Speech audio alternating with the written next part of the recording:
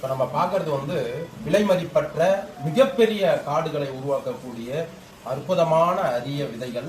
இந்த விதைகளை 10 நாள் குடும்பத்தோட 3 இடத்துல நாங்க சேகரிச்சோம். இந்த விதைகளுக்குள் என்ன ஒளிஞ்சு இருக்குது பாருங்க. இது ஒரு சின்ன விதை.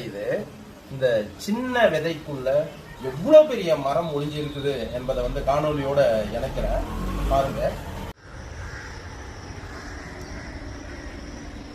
இந்த விதைகளை என்ன பண்ண போறோம்னா, எழில் சோலை மரம் மாசிலாமணி ஐயா அவர் தானே சொந்தமாக ஒரு பெருங்காடுகளை உருவாக்கி அதில் பல அரிய மரங்களை, அழிந்து வருகின்ற மரங்களை அங்க ஒன்றிணைத்து மிகப்பெரிய அரணான காடுகளை பசுமை போர்வையால் போற்றி பூமி தாயை மகிழ்ச்சி வச்சிருக்கிறாரு. அந்த காட்டுல இந்த விதைகளை எடுத்தும் போய் நாங்க கொடுக்க போறோம். இந்த விதைகளை ஐயா என்ன பண்ணுவாங்கன்னா, அதை பதிவு போட்டு அதை நல்ல கன்றுகளாக விளைய வச்சு நம்ம கையில கொடுப்பாரு. அது தமிழ்நாடு முழுவதும் கொடுப்பாரு, புதுச்சேரியிலையும் கொடுப்பாரு. அப்படி கொடுக்கும் போது அதை நம்ம புதுச்சேரி முழுவதும் இருக்கின்ற நன்னீர் ஆற்றங்கரையில இந்த மரங்களை நடவு செய்வோம். அதுக்காக தொடர்ந்து நம்ம செய்து வரோம்.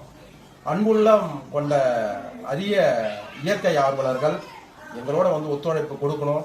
ஏன்னா இந்த பணி அவ்வளவு எளிதான பணி கிடையாது. இதற்கான பொருள் செலவும் சாதாரண செலவுகளும் கிடையாது. அனைத்து விதைகளும் முளைத்து நம்ம பூமி தாயை மகிழ்விக்க வேண்டும், பசுமை போர்வையால் போற்ற வேண்டும் என்று அனைவரும் மனதார வேண்டிக் கொள்ள வேண்டுகிறேன். என்றும் மக்கள் பணியில், இயற்கை பணியில் கலாம் விதைகளின் விருட்சம் சமூக இயக்கத்தின் நிறுவனர் இரா ராஜா.